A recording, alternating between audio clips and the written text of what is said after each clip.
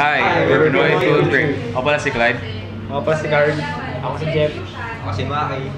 At para matulungan namin ang aming mga kababayan, gumagawa kami ng mga films sa iba't ibang klaseng genre tulad ng mga TV shows, educational videos, report, interviews tungkol sa bansang Pilipinas at marami pang iba.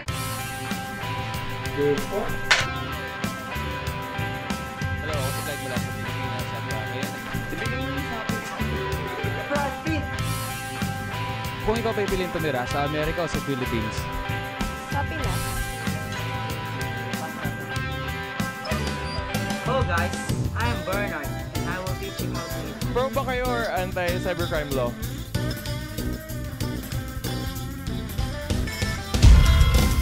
Ako pala si Clyde at ako yung director, editor, writer at producer sa Pinoy Film Trip. Ang role ko dito, managing assistant director at minsan actor din pag kulang.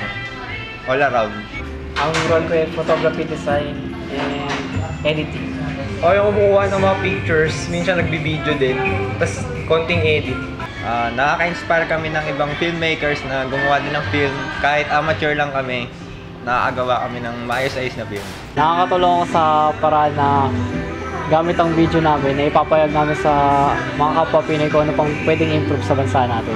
Ang aming pinaka-film na nakakatulong talaga sa iba yung Easy Filipino. Nag-interview kami ng mga tao and tinatranslate namin sila sa English or Japanese and German para natuto yung ating mga babayan kung paano magsalita ng foreign language, lalo na yung English. At yun yung way namin para makatulong sa iba. Yung mga pananunan doon, ipang-outreach program namin sa ibang bata sa public school. Yun, medyo tuturo na din kami sa kanila.